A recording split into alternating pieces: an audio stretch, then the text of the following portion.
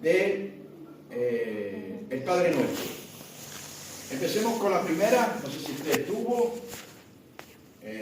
no sé si Gerardo ha mandado los audios, si lo han pedido, pero me gustaría que esta serie usted se la guarde, porque es interesantísima el aprender a entender el Padre Nuestro. Nos va a ayudar a entender las 7 peticiones del Padre Nuestro y la forma en la que nosotros tenemos que orar y actuar en base a esa oración. Amada iglesia, amado pueblo del Señor, orar no es cualquier cosa. Orar es un arte. Y uno se tiene que especializar en la oración. Nosotros, si tenemos un oficio, tenemos una profesión, cada día nosotros tenemos que mejorar en eso que nosotros estamos trabajando en nuestra profesión. Tenemos que mejorar cada día. Un albañil no va de bien a peor, va de peor a bien, ¿no? Cada día se va profesionalizando para que su trabajo sea un trabajo de excelencia y lo puedan llamar a cualquier lado. Lo mismo es con nosotros cristianos. Nosotros, en mi caso, yo teológicamente me estoy preparando. Ahora el día 7 voy a seguir, empiezo el segundo año de bachillerato de teología, ya empiezo el día 7 de marzo, el segundo año. Y la idea es prepararme, especializarme en lo que hago, que es en enseñar la palabra de Dios. Ustedes saben como yo que en el púlpito no puede subir personas neófitas. Yo creo que Dios es un Dios excelente y nosotros tenemos que ser excelentes a la hora de poder transmitir el mensaje. Amén. Yo siempre digo que no todos son llamados a predicar, porque usted se imagina que todos fuésemos boca. Qué feo seríamos, ¿verdad? Toda una boca ahí andando. Una boca sin patas, sin manos, una boca con 4 dientes y andando por la calle solo boca. Qué feo sería eso, ¿no? Por eso Dios hizo un cuerpo. Y el cuerpo tiene diferentes funciones. Hay brazos, hay piernas, hay cabeza. Bueno, hay algunos que ni la tienen, pero bueno, la tienen en el cuello. Hay dedos, está el corazón, el riñón. Hay órganos que no se ven, parece que no tienen importancia, pero si un órgano falla todo el cuerpo y no se ven. Y hay ministerios que no se ven en la iglesia, pero son muy importantes. Como por ejemplo el servicio, la ayuda, la generosidad, el cuidado de la gente, el cuidado de la iglesia, el orar, que eso no son tan impactantes como puede ser una persona que esté predicando en un púlpito, ¿verdad? Pero todos somos importantes. Eso dice la palabra.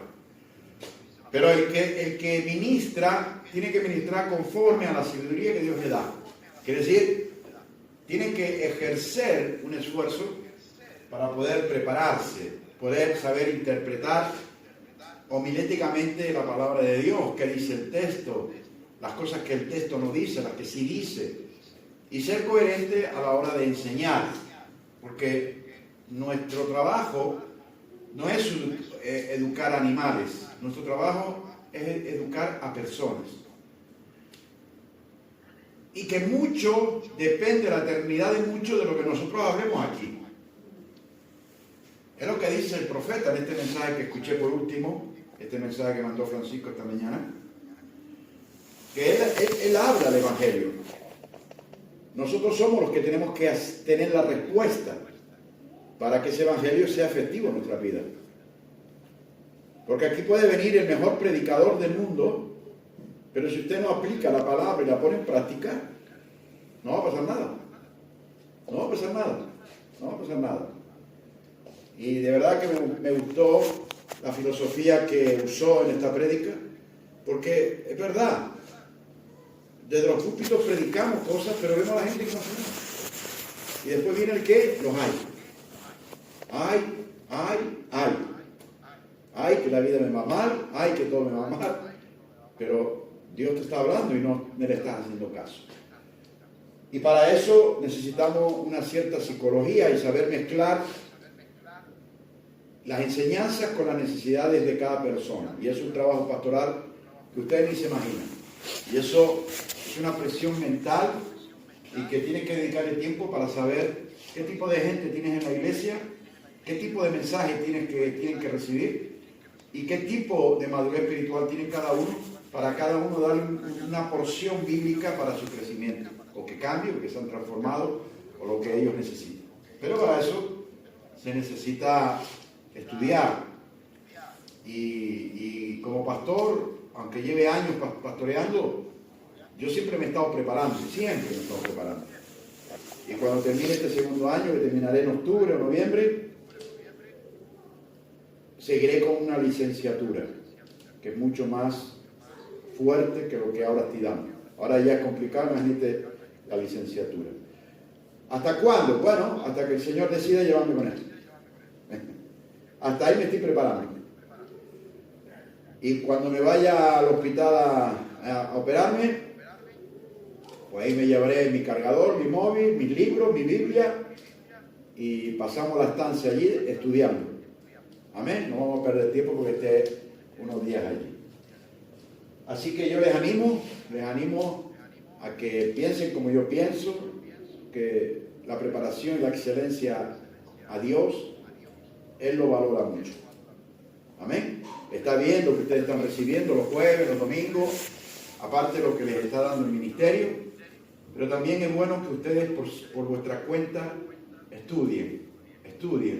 Cómprense algún librito, algún comentario, cómprense material, ¿vale?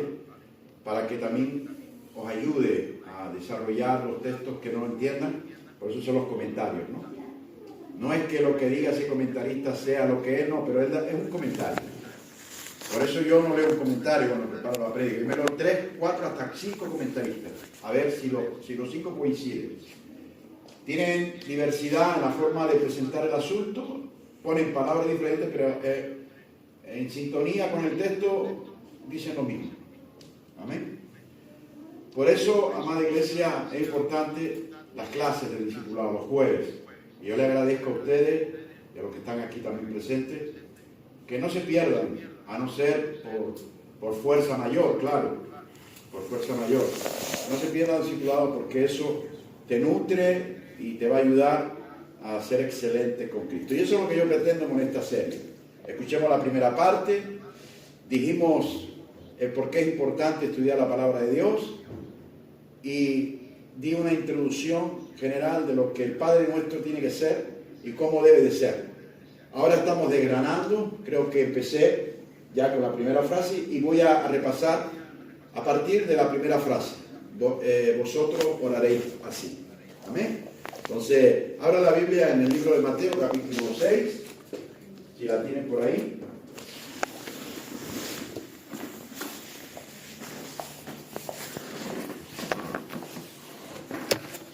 Y dice así, Mateo 6:9, vosotros pues oraréis así: Padre nuestro que estás en los cielos, santificado sea tu nombre. Venga tu reino, hágase tu voluntad como en el cielo, así también en la tierra. El pan nuestro de cada día, dánoslo hoy, y perdona nuestras deudas, como también nosotros perdonamos a nuestros deudores. Y no nos dejes caer en la tentación, mas líbranos del mal, porque tuyo es el reino, tuyo es el poder, y tuya es la gloria, por los siglos de los siglos. Amén. Bueno, la semana pasada, empecemos con el versículo 9. Vosotros pues oraréis así. Di una pequeña instrucción y una introducción de este primer verso.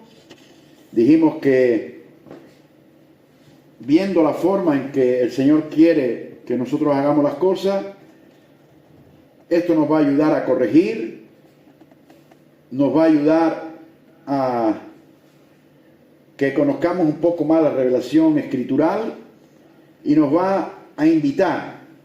Amén. Y nos invita a ser sus discípulos.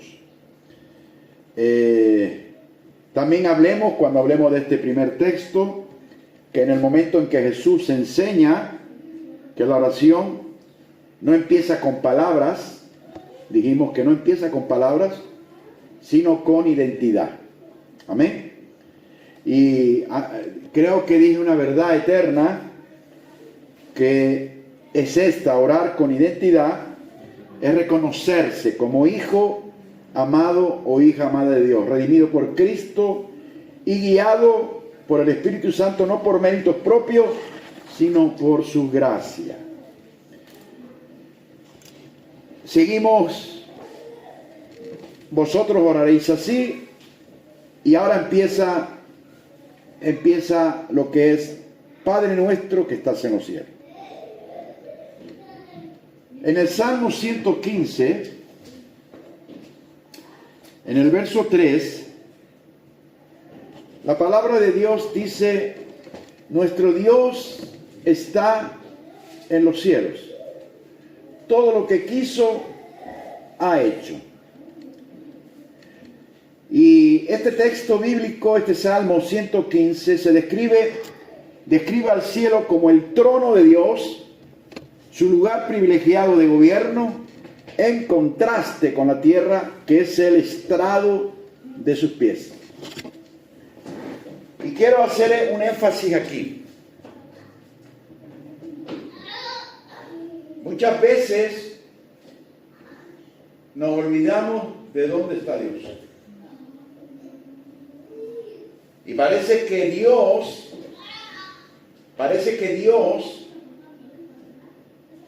es un igual a nosotros. Y nos dirigimos a Dios como cualquier cosa, como si yo me dirigiera a una persona. Y no es así. Cuando nosotros oramos el Padre Nuestro, debemos entender que Dios está en su trono. Él está en el cielo. Por eso Jesús dijo: Padre nuestro que estás en los cielos. Y aquí Jesús quiere marcar una diferencia entre lo divino y lo terrenal. Que a la hora de nosotros empezar a orar el Padre nuestro, nosotros sepamos dónde está Él y dónde nos encontramos nosotros. Y a veces yo he escuchado oraciones de hermanos que de verdad dan vergüenza ajena, porque parece que tratan a Dios como un igual. Papucho, paputo y no sé qué cosa. Amada iglesia, Dios está en los cielos. Y en los cielos está su trono. Y hay diferencia entre lo divino y lo humano. El cielo es su trono y la tierra el estrado de sus pies, donde Él deposita sus pies. Pero en el trono es donde Él está sentado. Y nosotros no debemos olvidar esa posición de Él y nuestra posición. Por eso, en Isaías 66:1 dice el profeta: Jehová dijo así: el cielo es mi trono y la tierra estrado de mis pies.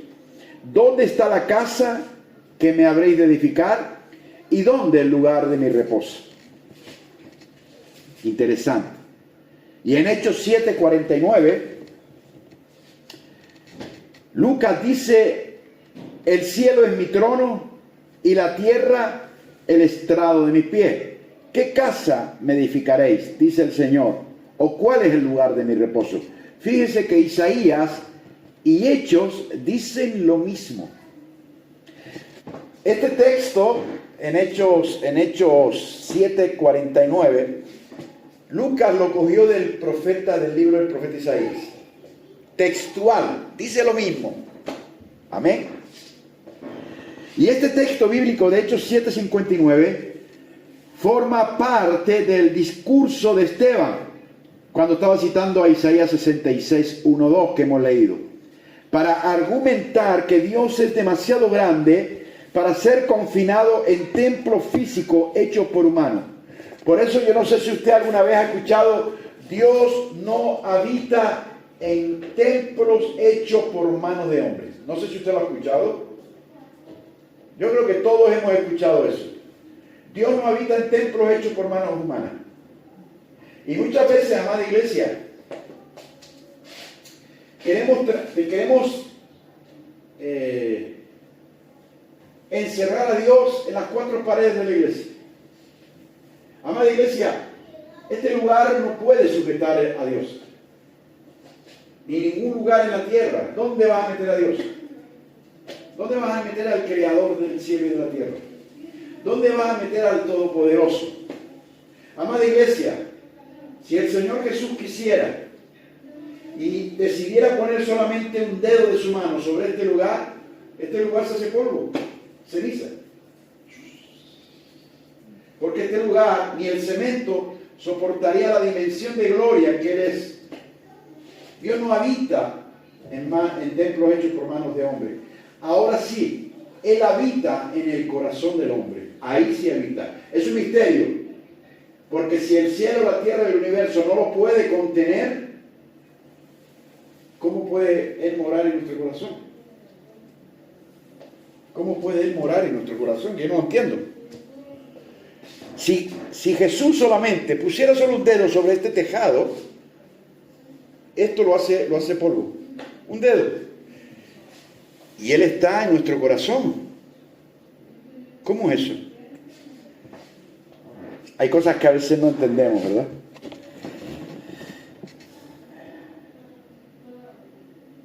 Le voy a leer el texto de Isaías 66, 1, 2, todo completo. Dice, así, Jehová dijo así: el cielo es mi trono y la tierra el estrado de mis pies. ¿Dónde está la casa que me habréis de edificar? ¿Y dónde el lugar de mi reposo? Mi mano hizo todas estas cosas, y así todas estas cosas fueron, dice Jehová. Pero miraré a aquel que es pobre y humilde de espíritu y que tiembla a mi palabra. ¡Wow! Quiere decir, ni el universo puede contener a Dios. No hay nada en esta tierra y fuera de esta tierra, ni en el universo, ni en el infinito, que pueda contener a Dios. Pero Dios se para con aquel que es humilde y sencillo de corazón. Dios se para y su presencia se para en aquel que teme su palabra, en aquel que tiembla ante su palabra. Por eso yo digo, entre comillas lo digo, que Dios no está en el corazón de muchos, sino con el humilde y el sencillo de corazón y el que tiembla su palabra. Ahí la presencia de Dios está. A mí hay muchos cristianos me dan gracia cuando dicen Dios está en todas partes. Eso es un error, decir eso. Dios no está en todas partes. Dios es parte de todo. Dios es parte de todo, no hace falta, no, Dios es parte de todo. Él es el todo. Sin Él, nada de lo que está hecho fuese hecho. Sin Él, nada de lo que funciona, funcionaría. Nosotros, si a Dios decidiera quitarnos el oxígeno, ¿cuánto duraríamos vivos? ¿Cuánto duraríamos vivos? ¿Un minuto? Si Dios decidiera hacer lo que hizo con Noé, de traer un diluvio universal, ¿cuánto duraríamos los humanos en la tierra? ¿2 horas? ¿1 hora? Porque Dios es el todo de todo. Decir que Dios está en todas partes es un concepto erróneo. Dios está en todo. Está en las piedras, está en las plantas, está en los animales, está en el aire, está en el firmamento, Él está en todo. Lo que pasa y lo correcto sería decir, Dios no se manifiesta con todos. Eso sí es verdad. Pero Él está en todos. Él está aquí ahora. Y está aquí, y también está donde está Francisco, Dirna, y está donde está Gerardo y Verónica, y está donde la iglesia que esté celebrando culto, ahí está. Porque Dios está en todo. No es que Dios se aparte en varios lugares. No. La inmensidad del Padre es tan vasta que cubre todo. No hay una estrella que no esté cubierta por la presencia de Dios. ¿Y cuántas estrellas hay en el universo? Solamente en la Vía Láctea hay más estrellas que granos de arena de una playa. Millones y millones, y solamente en nuestra galaxia, que para cruzar de una punta a otra punta, de ir del este al oeste de la galaxia, necesitaremos 1000 años luz. Estoy hablando más de un siglo, porque un siglo son 6 años, y 1000 años, ¿cuántos siglos son? Y no saldríamos de ahí. Ahí Dios está. Porque ¿quién contiene a Dios? Dígame. Ahora lo que pasa, amada iglesia, que Dios no se manifiesta con todos, sino con el humilde de corazón, con el que le respeta, lo ama y le teme, y el que tiembla ante su palabra. Ahí Dios se para y se manifiesta. Y nosotros tenemos que tener todas esas cositas bien claras a la hora de orar y presentarnos ante el Dios que está en los cielos. Y no lo mismo estar arriba que estar abajo. No lo mismo mirar de arriba para abajo, porque las cosas se ven mejor que mirar de abajo para arriba. No es lo mismo. Y eso lo hablamos otro día. Por eso esta verdad de Isaías 66, 1, 2 invita a la humanidad y a nosotros mismos a actuar con humildad, reconociendo la grandeza divina, porque Dios está en el cielo y tú y yo y todos los humanos, porque créanme que no hay ovnis, no se crea esto de los ovnis, eso no es mentira. En ninguna parte de la Sagrada Escritura Dios habla de eso. No crea esas cosas, porque no existen los ovnis, no existen los marcianos, no existe vida fuera de este planeta.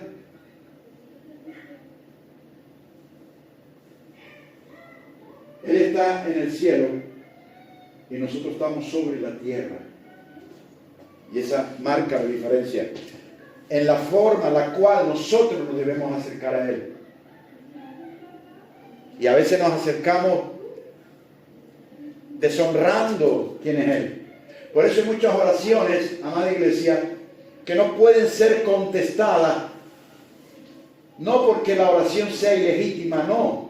La oración puede ser maravillosa, sino por la actitud en nosotros cuando nos acercamos a Él, que a veces lo miramos como un tú a tú y nos olvidamos cuál es su posición y cuál es la nuestra. Por eso dijo, vosotros oraréis así, dijo Jesús: Padre nuestro, que estás ¿dónde? En los cielos. Ahora, ¿qué significa Dios está en el cielo y tú en la tierra? Significa, número 1, majestad y limitación. Dios es supremo, omnisciente y santo, es el cielo. Mientras que tú y yo, como ser humano, somos finito, mortal y terrenal. También significa un llamado a la reverencia. Y este texto del profeta Isaías 66 nos invita a ser cuidadosos y humildes con nuestras palabras y promesas ante Dios.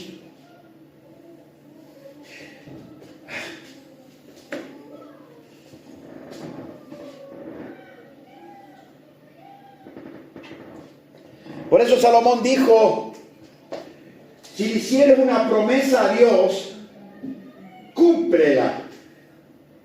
Y a veces caemos en la tendencia, amada iglesia, de hacerle promesa a Dios como se la hacemos a un ser humano. Y después no cumplimos y parece que no ha pasado nada. Pero amado, Cuidado con nuestras palabras y más cuando está dirigida al que está sentado en el trono. Cuidadito.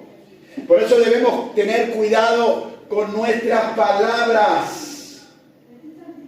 Y si prometes algo a Dios, sabiendo quién es Él, tienes que tener cuidado en cumplir, porque Él no es cualquier persona. Él es el grandioso, majestuoso, divino, todopoderoso, creador del cielo y la tierra. No es cualquier persona.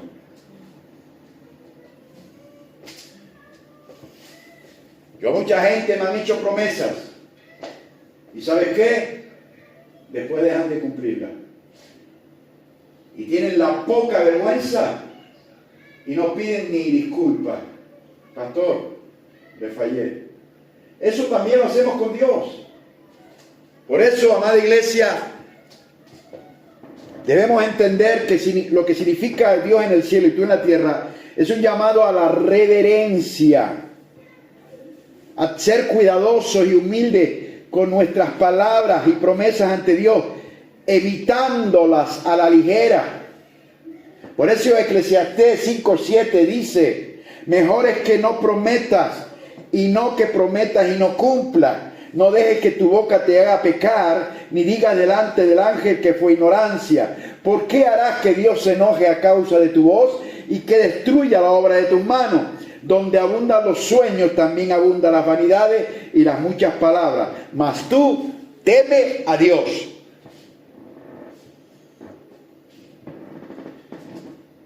Amada iglesia, quiero decirle algo. Dios no está en la predisposición de contestar muchas oraciones porque lo tratamos inadecuadamente. No tenemos la reverencia suficiente cuando nos acercamos a Él, y Dios no puede soportar la falta de respeto. Por eso Jesús dijo: vosotros oraréis así. Y Él enfatizó el así.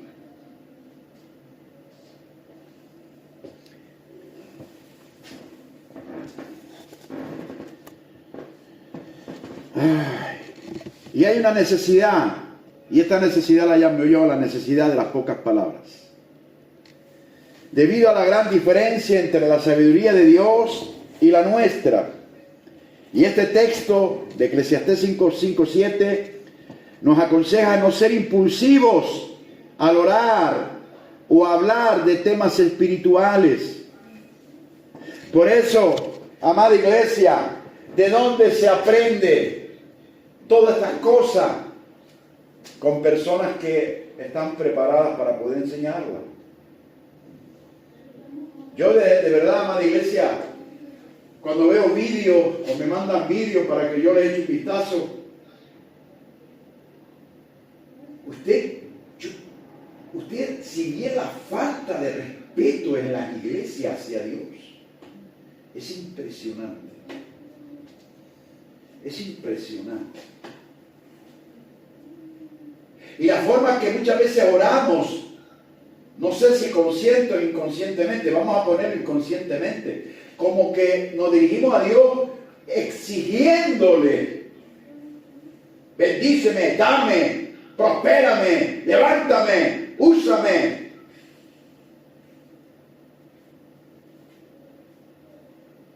Cuidado con eso, amada iglesia. Cuidado con esas cosas. Y cuando venimos emocionados a la presencia de Dios, cuidado con las palabras, que sean pocas tus palabras. Y deja que la emoción se vaya. Y después hágalo con convicción, no con emoción. Porque les puede traer grandes problemas. Por eso Santiago dice: no recibís porque pedís mal. Me imagino que él tenía en mente la falta de respeto que los seres humanos le tienen a Dios a la hora de acercarse a Él. Imagínense cuando se acerca la gente al pastor o a mí, la falta de respeto que me dan. Imagínense a Dios que no lo ven. Si son capaces de faltarme respeto a mí, Imagínense a Dios que no lo ve. El otro día estaba conversando con alguien que me llamó y me llamó por mi nombre. Y él me estaba pidiendo consejo espiritual, pero me llama por mi nombre. Y yo le dije, mira, discúlpame antes de empezar. ¿Tú sabes con quién estás hablando? Ah, José. Sí, el pastor de Tarrazo, sí. Yo soy el pastor José Campos, no José para ti. ¿Sabes qué? Yo no te puedo aconsejar. Gracias por todo, búscate otro consejo. Yo no puedo aconsejar a nadie que me falte respeto. Lo mismo hace Dios. Dios no puede contestar una oración a la persona que le está faltando respeto desde el inicio. Vosotros, dice, vosotros oraréis así. Padre nuestro que estás en los cielos. Y cuando usted se acerca a Dios el Padre, usted se tiene que acercar con toda la educación que usted pueda dar.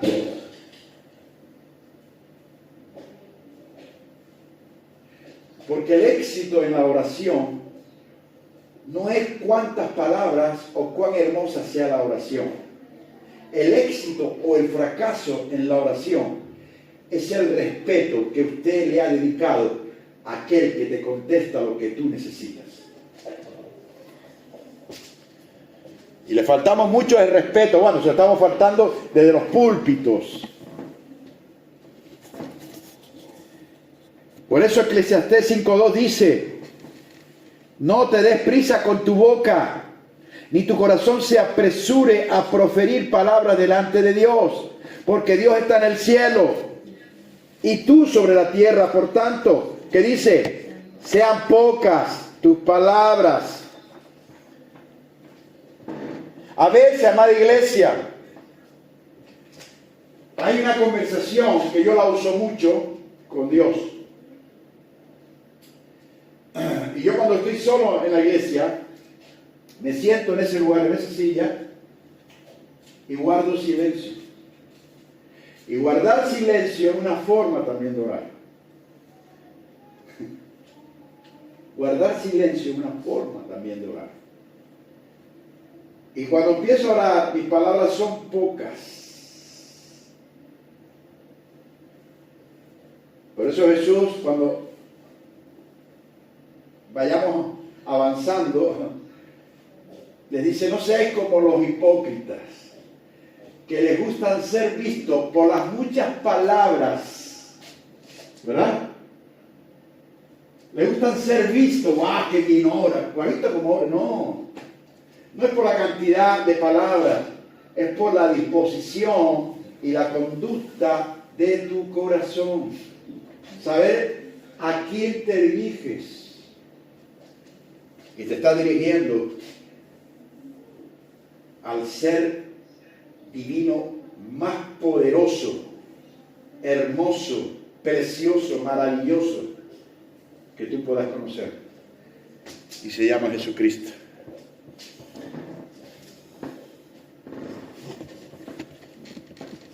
Y esto no es una separación total, amada iglesia. Aunque Dios está en el cielo, en su trono, no significa que esté ausente o indiferente en la tierra, no es verdad. Él sostiene y gobierna la creación. Pero la diferencia entre la tierra y el cielo es que Él lo hace desde una posición de autoridad suprema. Cuando hablamos de Dios está en el cielo, es la autoridad suprema. Por encima de Él no hay nada. Él tiene la última palabra en todo. Por eso cuando Satanás solamente pensó, porque no lo dijo, pensó sentarse en el trono, solamente lo pensó, ¿Qué pasó? Automáticamente fue expulsado del cielo. Solamente lo pensó, no lo habló, lo pensó. Él es el techo de todas las cosas. Por eso nosotros habitamos en el primer cielo. Después está el segundo cielo, están los demonios y los ángeles peleando por las almas de los hombres. Y después está el tercer cielo. Y amada iglesia, yo pensaba, cuando era ignorante, bueno, todavía lo sigo siendo. Siempre digo que no sé nada todavía. Yo pensaba que el primer cielo era las nubes. Cuando usted miraba las nubes, y cuando usted pasaba las nubes, era el segundo cielo. Y cuando, no sé qué viaje fue, si fue a Kenia o no sé qué viaje hice, que estuve casi 16 horas en un avión. Y yo recuerdo que el piloto del avión era un bicharraco de estos, no sé, habían 800, 900 personas en el avión. Y decía, ¿y esto sube tanta gente? Yo oraba por mí, que no se pararan los motores. Y el tipo dijo que iba a subir a 40.000 metros de altura, a 4 kilómetros. Efectivamente, cuando el avión subió, pasó una de las capas, que era la estratosfera. Yo subí por esa. Y como que usted veía la línea azul al fondo del planeta, ¿no? A los terraplanos, que dice que la Tierra es plana. No, la Tierra es redonda. Y eso lo puedes ver en un avión. Y yo lo vi en diferentes ocasiones. La curvatura, pues se ve la curvatura. Y cuando yo estaba a 40.000 metros de altura, que no se veía nada a la Tierra, yo le pregunté a Dios, ¿hasta dónde llega el primer cielo? Dice, todavía te falta como 1.000 o 2.000 kilómetros más para arriba. Y estaban 44. No se sabe dónde empieza el segundo cielo. Imagínense dónde está el tercero.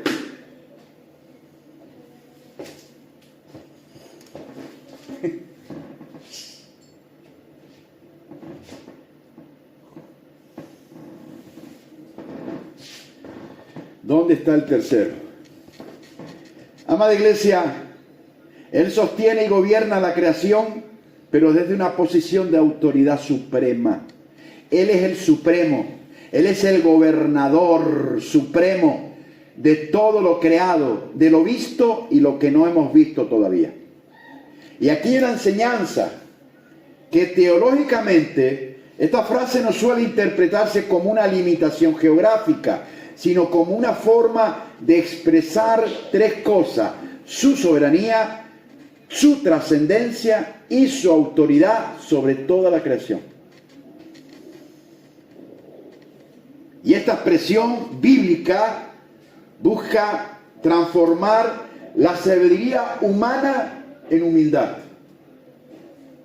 recordándonos que al dirigirnos a Dios entramos en la presencia de la autoridad máxima, la cual requiere respeto, sinceridad, en lugar de palabras vacías o promesas incumplidas. Eso es lo que quiere decir Padre nuestro que estás en los cielos. Y ahora en el mismo versículo, porque en este versículo 9 hay tres temas condensados. Vosotros oraréis así, Padre nuestro que estás en los cielos. Y ahora viene uno de los temas principales de la oración del Padre nuestro.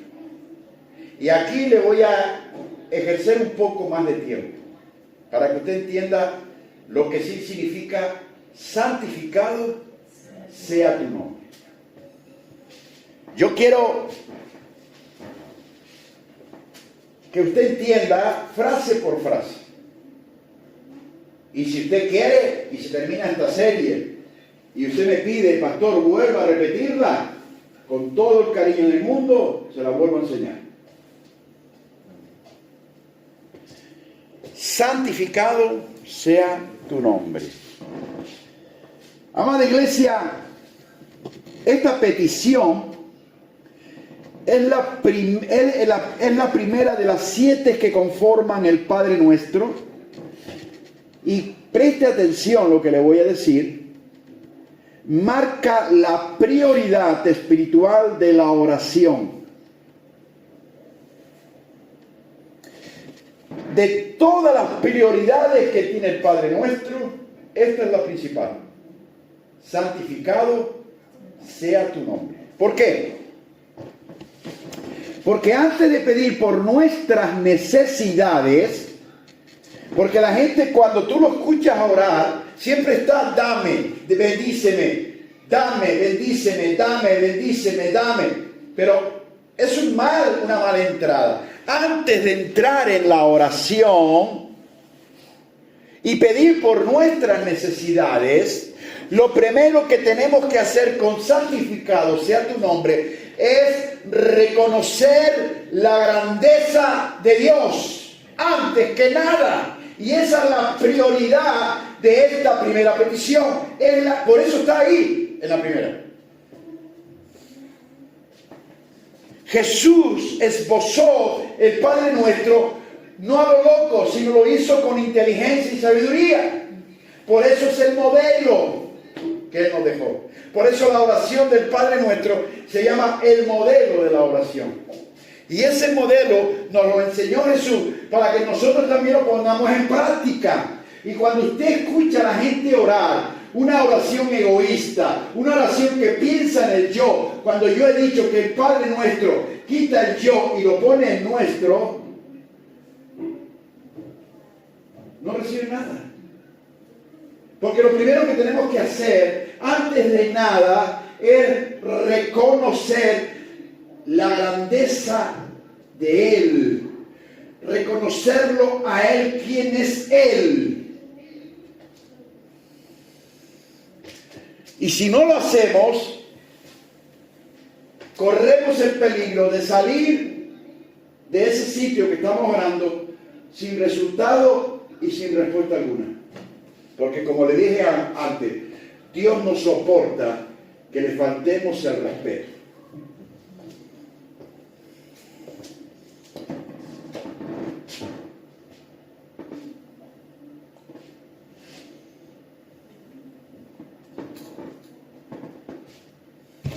¿Bien? ¿Le parece bien esto? ¿O no es así? ¿Le parece bien?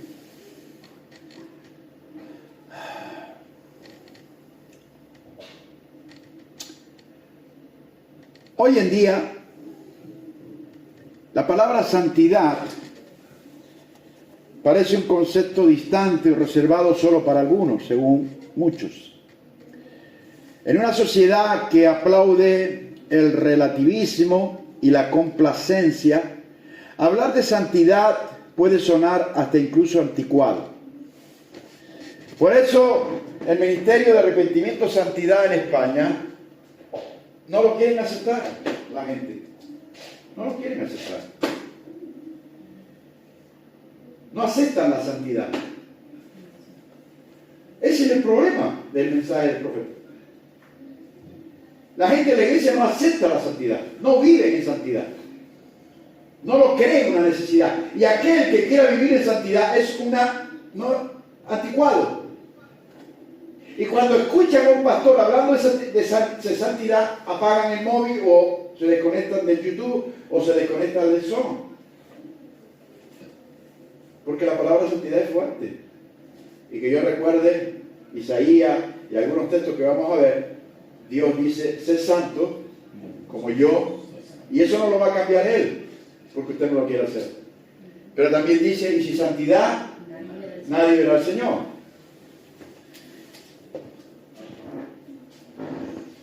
Sin embargo, amado, le quiero dar una buena noticia. Dios no ha cambiado su estándar. Él no cambia por nada. La santidad sigue siendo su mandato para nosotros, no como una carga, sino como una invitación a vivir en plenitud y comunión con Él. Yo no puedo vivir en plenitud y comunión con Él si no ando en santidad. Entonces, ¿cómo una oración me va a ser respondida? Le falto el respeto y aparte no vivo en santidad. Dios no contestará una oración de esas características. Le falto el respeto y aparte no ando en santidad. Y quiere que Dios me responda a mi necesidad egoísta. bendíceme, pero no lo respeto, le falto respeto y aparte no ando en santidad. ¿Qué es eso? ¿Qué es eso? ¿Qué es eso? ¿Qué se están predicando de los púlpitos? Por eso Dios nos llama a reflejar su carácter en cada aspecto de nuestra vida. No se trata solo de lo que hacemos en la iglesia, sino de cómo nos conducimos en el hogar, en el trabajo, en la escuela, en la sociedad. La santidad no es un estado inalcanzable, sino un camino de transformación diaria en el cual Dios nos guía cada día.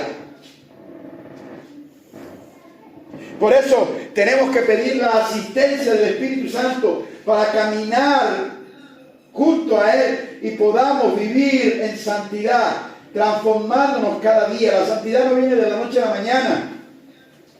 Lo que viene de la noche a la mañana son los santurrones, que por un lado te pone una cara bonita y por otro lado te traiciona como Judas traicionó a Jesús.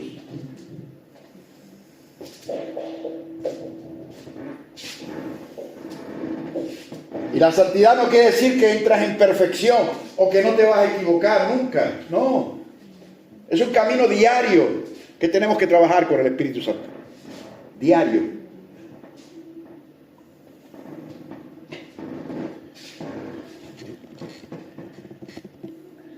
Hebreos 12:14 dice: por lo cual levantad las manos caídas y las rodillas paralizadas, y hacer sendas derechas para vuestros pies, para que lo cojo no se salga del camino, sino que sea sano. Seguid la paz con todo y la santidad, sin la cual nadie verá al Señor. ¿Qué dice?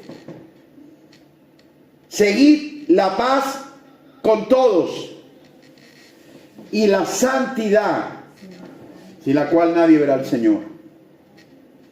Efesios 4, 22, 24 dice: en cuanto a la pasada manera de vivir, despojado del viejo hombre que está viciado conforme a los deseos engañosos, y renovados en el espíritu de vuestra mente, y vestidos del nuevo hombre, creado según Dios en la justicia y santidad de la verdad. Y vestir a un hombre no es vestirlo de la noche a la mañana, es una forma de decir Dios a través de su palabra: en vuestro caminar diario, yo quiero de vestir de justicia, pero también de santidad, día a día, hasta que Dios nos llame a su presencia o Él venga entre las nubes y nos lleve con Él. ¿Cuántos se quieren ir con el Señor? Levanten sus manos. ¿Cuántos se quieren ir con el Señor? No veo manos levantadas. Vive en santidad. Vive en santidad. Está vestido con la ropa de la justicia. Vive en santidad. Porque aquí dice mi Biblia, no sé la suya, que sin santidad nadie verá al Señor. No sé si la suya la dice. A mí, en la mía sí. En la mía dice eso. En la suya no sé.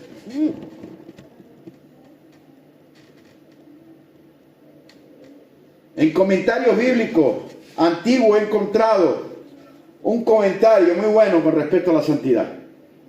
Por eso me gustan los libros, los comentarios. Compre ese comentario. Y si compra uno, no se olvide del pastor, compre el otro del pastor. Regálele un buen libro al pastor de estudio. Vale 80, 90 euros. Pero siempre en buena tierra, siempre en aquel que le está enseñando, para que le enseñe más. Mire lo que dice este comentario. Así como Dios es santo, también el pueblo de Dios debe esforzarse por serlo en todas sus acciones. Santidad no es solo abstenerse del pecado, sino santificar lo cotidiano, transformando lo común en sagrado. ¡Wow! Esto aquí, este comentario tiene mucha tela. Aquí podríamos sacar otro estudio solo de este comentario. Vuelvo a repetirlo. Así como Dios es santo, también el pueblo de Dios debe esforzarse por serlo en todas sus acciones. Y la santidad no es solo abstenerse del pecado, sino santificar lo cotidiano, transformando lo común en sagrado.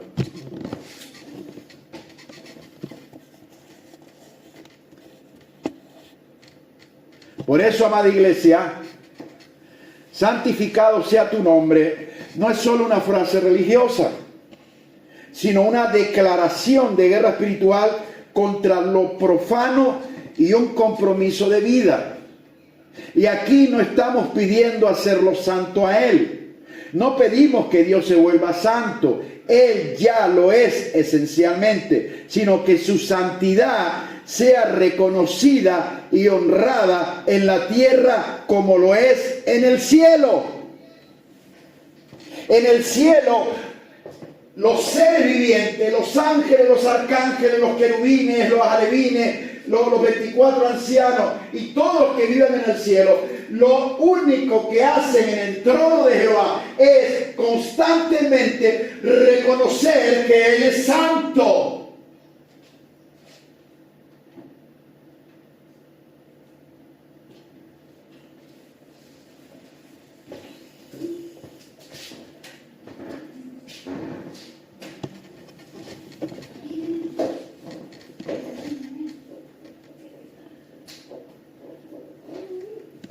Por eso, amada iglesia, el nombre de Dios es santo. Y no necesita que sea santificado por el hombre ni por nadie, pues Dios es santo en sí mismo. Y hay una verdad eterna. La santidad de Dios es absoluta y sin defecto. Él es separado del pecado y no puede ser contaminado. Es más, el hombre no puede santificar de sí mismo a Dios. Solo Dios puede santificar su nombre. Por eso es que Jesús nos enseñó a orar: santificado sea tu nombre.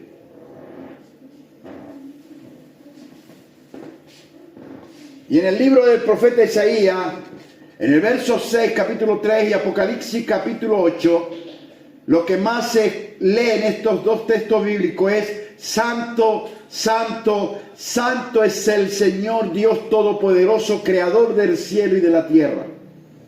Y esta es una aclamación cristiana fundamental, amada iglesia, que alaba a Dios como el Todopoderoso, el creador del universo y el 3 veces santo. No es santo una vez Dios, es 3 veces santo.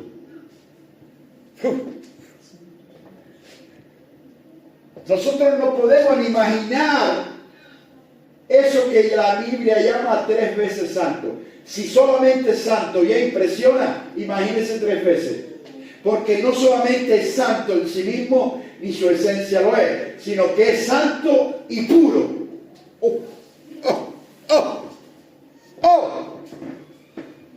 Santo y puro. ¿Y quién somos nosotros para faltarle el respeto, como se lo estamos haciendo, a un ser 3 veces santo y puro? Mire, si Dios no nos ha matado, es porque tiene misericordia de verdad. Porque ya muchos de nosotros hubiésemos estado muertos, en la forma en la cual muchas veces tratamos al 3 veces santo y al puro.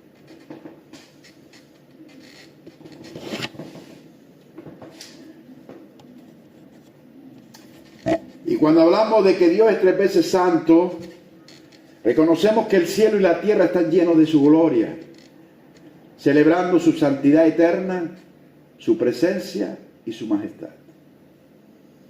No tenemos a cualquiera ahí sentado en el trono. Este no es Felipe VII. Este no es Donald Trump. Nuestro Dios es el Dios 3 veces santo, el inmaculado, el puro, la majestad divina, la máxima suprema autoridad.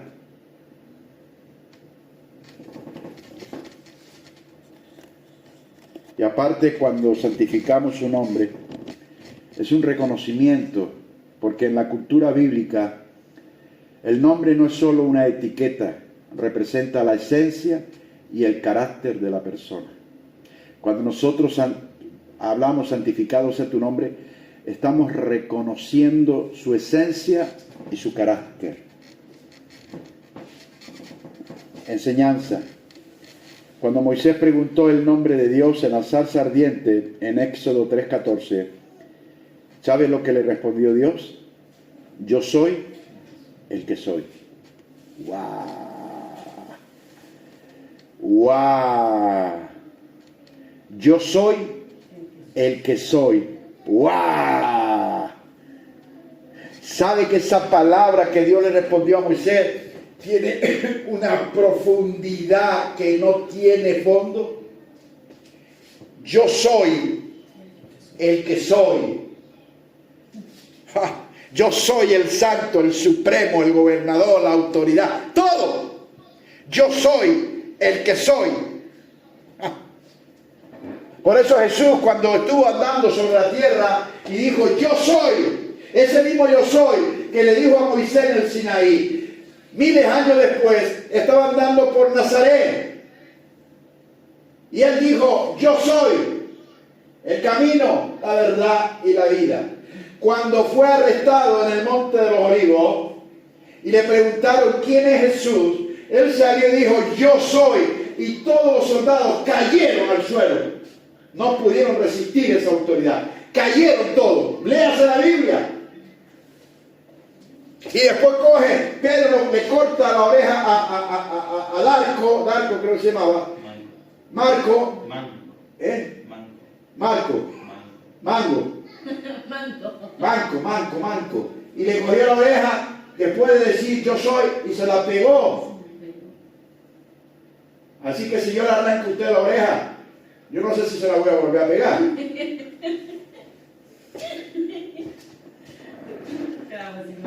Se queda sin oreja.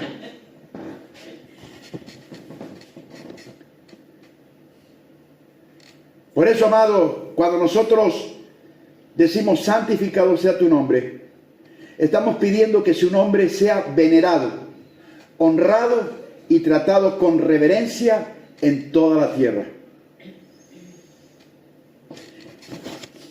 Y amado, estamos en el versículo 9. Todavía no hemos entrado ni a las necesidades. Y mire todo lo que podemos orar antes de estar pidiéndole a Dios. Ya Dios conoce tu necesidad. Mas primeramente buscar el reino de Dios y su justicia. Y todas las demás cosas. Mire, cuando usted esté orando correctamente la primera frase del Padre Nuestro, y usted lo esté honrando, le esté dando reconocimiento y respeto, Dios a la vez te está contestando las peticiones y te está dando las necesidades y los anhelos de tu corazón sin que te des cuenta.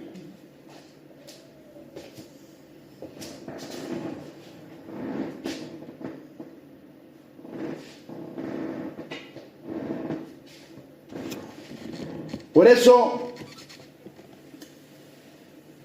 santificado sea tu nombre, significa pedir que Dios sea honrado y temido y glorificado, tanto en el cielo como en la tierra, reflejando su carácter en la conducta diaria de los creyentes.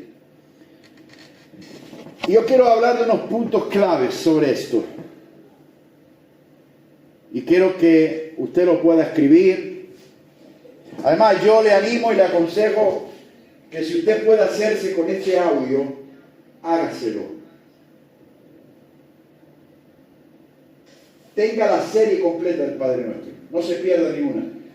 Y en vez en cuando, sin dejar de escuchar lo que el ministerio nos da, escuche esta enseñanza. Aprenda cómo usar el Padre Nuestro. Y le digo en el nombre de Jesús, que si usted hace lo que Jesús dijo, oréis así, muchas necesidades y peticiones que hay en vuestro corazón, Dios, por placer, se las va a conceder. Y no hace falta ni pedírselo.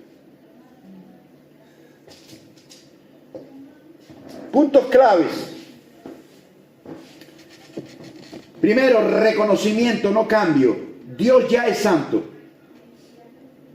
Y la petición no busca hacerlo santo, sino que su nombre sea reconocido como tal y tratado con reverencia por la humanidad. ¿Sabe a mí lo que me mata y lo que odio en la boca de un ser humano? Cuando nombra el nombre de Dios en falso y dice palabrotas al nombre de Dios. ¿Sabe lo que me dan ganas de hacerlo de ese tipo? Y usted sabe lo que le estoy diciendo, ¿no? Hasta las películas blasfeman a Dios. Hasta las películas blasfeman a Dios. Y cumplen, cuidado con no blasfemar el nombre del Señor. ¿Sabe la gana que me da cuando yo escucho a un hijo del diablo mofarse y que le diga palabrota a aquel que yo amo? ¿Sabe lo que me dan ganas de hacerle? Mejor que no se lo diga. Mejor que no se lo diga. Pero si tuviera una pistola, le meto un tiro. ¿Cómo le falta el respeto a un Dios 3 veces santo y puro? Y que por culpa de lo desgraciados que somos los humanos, deja todo en el trono, se levanta del trono, se quita su corona, se quita su capa, se viste como un vagabundo y viene a morir en manos de verdaderos asesinos. Y en vez de condenarlo en la cruz, después de haberle hecho lo que le hicieron, que se pasaron 10 pueblos, él dijo: Padre, perdónalos porque no saben lo que hacen. Y todavía eres capaz de blasfemar el nombre de Dios.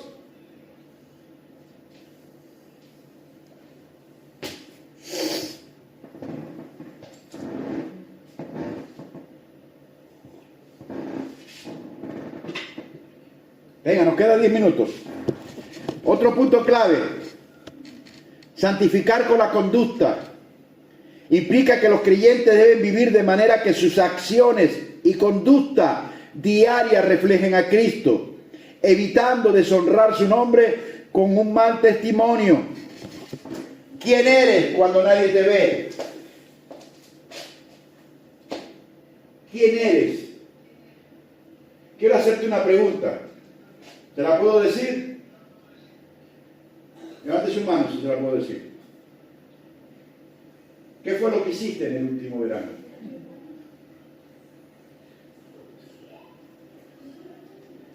¿Qué eres cuando nadie te ve? ¿Sabes que tú puedes deshonrar el nombre de Cristo por sus acciones?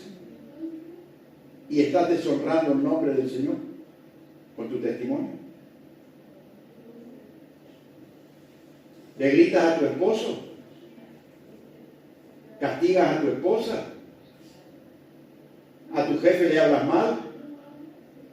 ¿A tu pastor lo deshonras? Porque deshonrar al pastor, estás deshonrando a Dios, porque yo sepa que el que me puso aquí es el Dios que yo te estoy predicando. Aquel que dijo: cuando oréis, oréis así. Yo no estoy aquí puesto por obligación, ni por fuerza, ni por ocupa. Yo estoy aquí porque a él le plació ponerme en el ministerio. No es porque yo se lo haya pedido. Yo no le he pedido nunca nada a él con respecto al ministerio. Él me puso, vio algo en mí que quizás en usted no lo ha visto, y aquí estoy. Pero ¿qué hace usted cuando nadie te ve? ¿Cuál es su testimonio?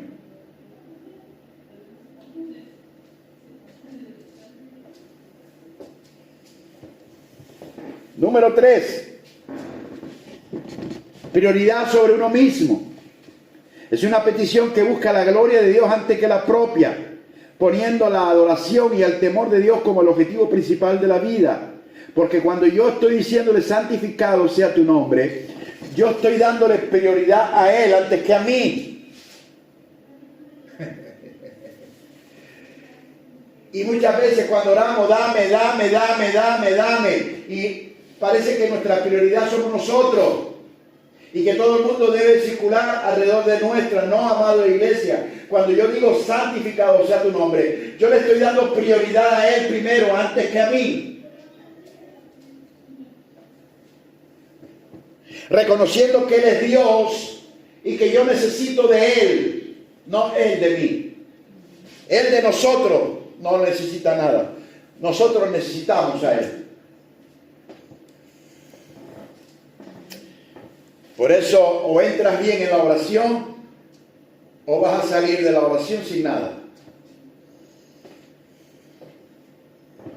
Número 4, el significado del nombre. Esto se refiere a toda la naturaleza de Dios, a su carácter, su poder, su sabiduría y su amor como Padre, Creador y Salvador. Santificado sea tu nombre. Quinto, el contexto. Esta oración también implica pedir que seamos santificados por el bautismo y perseveremos en la santidad, reconociendo a Dios como el Señor dueño de todo. Mi pregunta es, ¿Dios es el dueño de tu todo?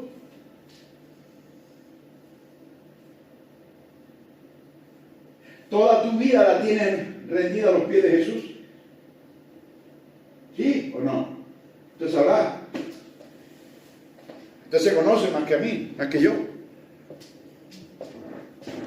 Yo lo conozco a usted espiritualmente por medio de una pantalla. A los de la iglesia los conozco físicamente. Sé de qué pata cojean. Pero mi pregunta es, ¿de verdad toda su vida está rendida a Él? Porque cuando yo digo santificado sea tu nombre, estoy reconociendo al Señor como el Señor y dueño, no de todo, sino de mí también. Por eso, amada iglesia, orar santificado sea tu nombre es una invitación a vivir de acuerdo a la voluntad de Dios y adorarle con gratitud, reconociendo quién es Él y lo que Él ha hecho por cada uno de nosotros. En Isaías 43:7 dice la palabra: todos los llamados de mi nombre, para gloria mía los he creado, los formé y los hice. Por eso, amada iglesia, amado pueblo del Señor, santificar el nombre de Dios es quitar el enfoque del yo y rendirse ante la majestad de quien nos creó. Y esto es un acto de adoración que transforma cada pensamiento y palabra en una ofrenda fragante. Por eso, amada iglesia, para ir terminando, nuestra oración y nuestra vida han de conformarse a la primera petición del Padre nuestro. Yo te sugiero que si no te conformas y no está tu vida conforme a esta primera petición, no pases de ahí. Y esta petición debe conformarse a esta primera petición del Padre nuestro: santificado sea tu nombre. Y si no lo haces, quédate hasta que lo logres. No pasa nada.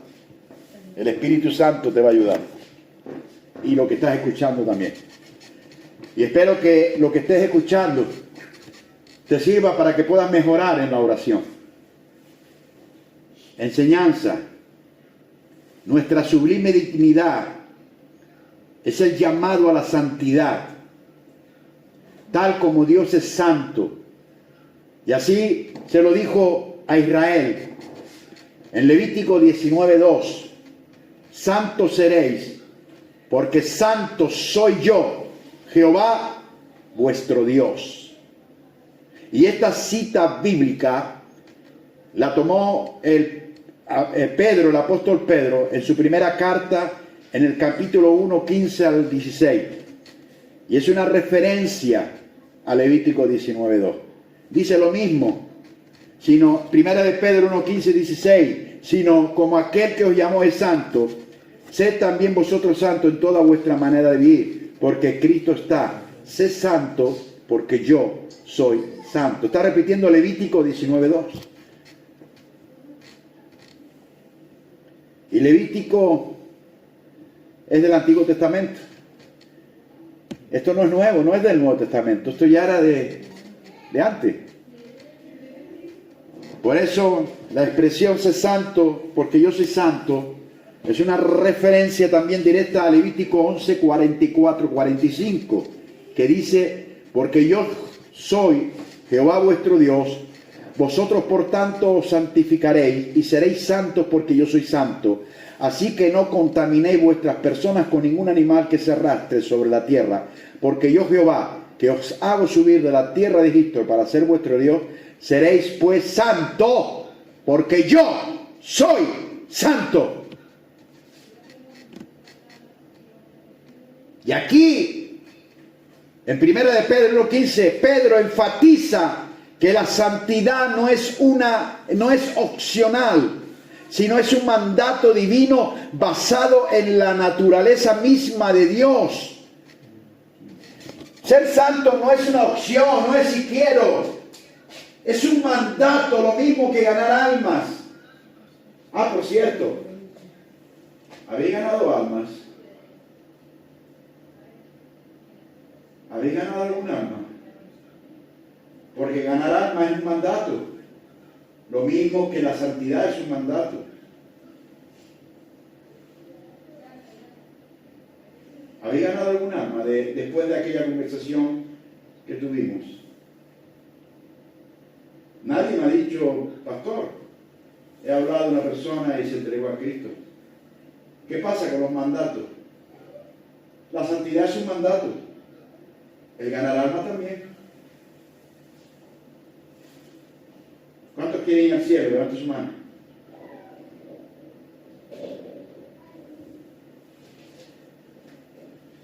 La palabra dice, Apocalipsis, que los desobedientes no entrarán. ¿Dónde? ¿Dónde no entrarán? Lo mismo le digo a ustedes que se lo digo a la iglesia. ¿Dónde están las almas?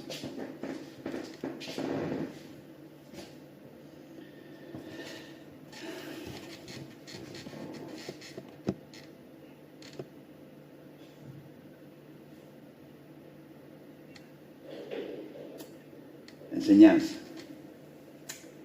Aquí, la Sagrada Escritura, hablando de Levítico, de 1 de Pedro,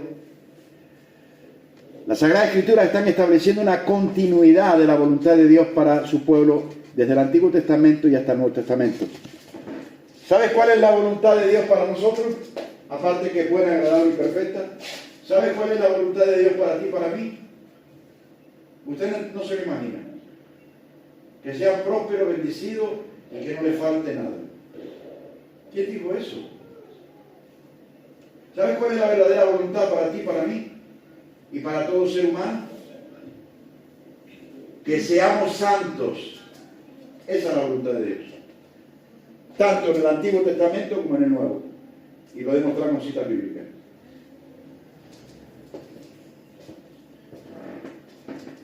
Por eso, amada iglesia, Dios nos llama a una santidad práctica que transforma nuestra manera de pensar, hablar y actuar. La santidad no solo es evitar el pecado, sino consagrarnos en cada aspecto de nuestra vida. Primera de Tesalonicenses 4:7. Pues no nos ha llamado Dios a inmundicia, sino a santificación. Segunda de Corintios 7:1. Así que, amados, puesto que tenemos tales promesas, limpiémonos de toda contaminación de carne y de espíritu, perfeccionando la santidad en el temor del Señor. Y aquí hay una verdad eterna. El hombre debe caminar en santidad, no solo en lo que es grande, sino en lo que es pequeño. La santidad no es solo para los ángeles, sino para quienes santifican sus actos diarios. Conclusión. La santidad no es una opción para el creyente, sino un mandato basado en la naturaleza de Dios. Como seguidores de Cristo, debemos reflejar su santidad en todas nuestras acciones. Dios nos ha dado su Espíritu Santo para capacitarnos en este proceso de transformación.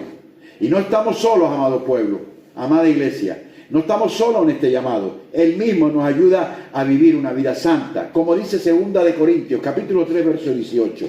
Por tanto, nosotros todos, mirando a cara descubierta como un espejo la gloria del Señor, somos transformados de gloria en gloria en la misma imagen como por el Espíritu del Señor.